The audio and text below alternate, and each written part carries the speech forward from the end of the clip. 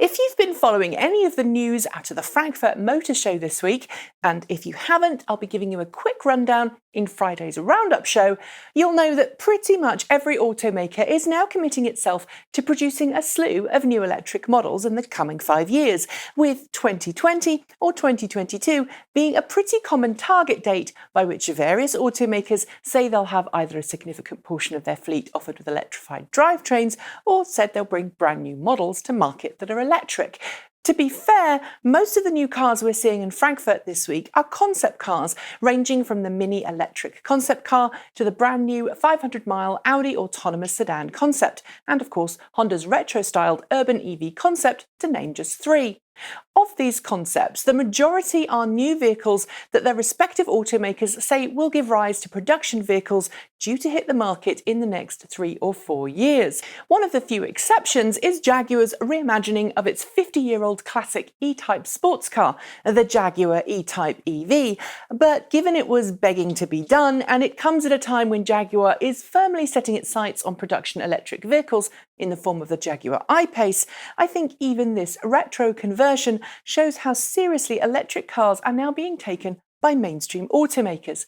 For fans of electric cars, this uptake of interest in plug-in vehicles is great news, and one which I think is, for the most part, to be cautiously embraced. But there are some questions I'm sure many of you have about this all.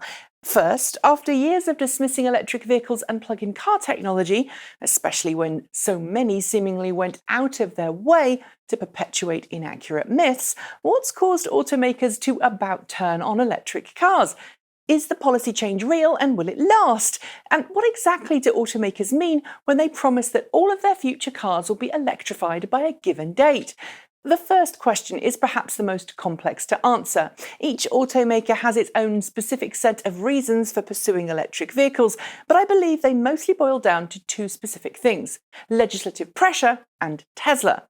While the EPA and President Trump may be foolishly doing everything they can to roll back fuel economy targets in the US, thus reducing the pressure on automakers to make lower emission vehicles, the rest of the world is pushing hard for a future where vehicles have little or no tailpipe emissions.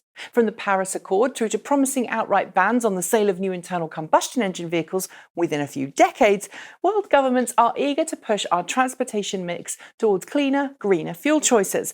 And electric vehicles fit the bill perfectly. And Tesla?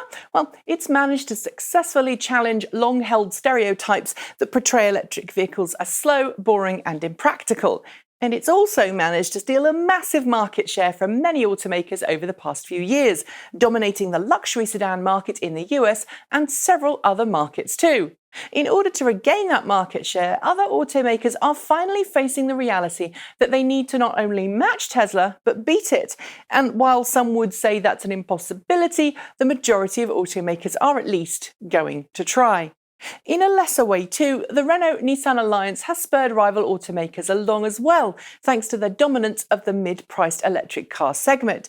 But it's probably fair to say that Tesla has played the biggest part. And to put it simply, it makes good business sense to do the thing that's going to get you more customers, i.e. make EVs. Next up, is it real and will it last? Well, there's a big difference between a concept car and a production vehicle that you can buy, and no amount of fancy concept car fun should convince you an automaker is serious about electric cars. Volkswagen, I'm looking at you. Essentially on this one, only time will tell, and until cars actually enter production and become easily available at dealerships, you shouldn't get too excited. That last part is important too. Electric car models need to be sold across an entire country, not at select dealerships as compliance cars, before we can count the automaker as being serious. Right now, the intent seems real, and we'll have to wait for those cars to hit the market to know if automakers are serious or not. As to will it last? Well, it'll last as long as the influences I outlined earlier in this video remain in place, and it makes good business sense for automakers to produce plug-in cars. But there's one little fly in the ointment in that final question. What does it really mean when automakers promise an electrified lineup? Electrified is a term you'll hear automakers use rather than electric to cover a wider range of vehicles with traction electric motors in them. This could be anything from a series hybrid through to a plug-in hybrid, a battery electric car, or even a hydrogen fuel cell vehicle, since they all make use of electric motors to provide motive power. Just like a politician practicing a spin, electrified is marketing speak designed to look and sound good. And that's not the same as promising an all-electric model, something some automakers are doing, but not all. To differentiate between the two will take some detective work, so ready that deer stalker. That's it. Thanks for joining me, and see you next time.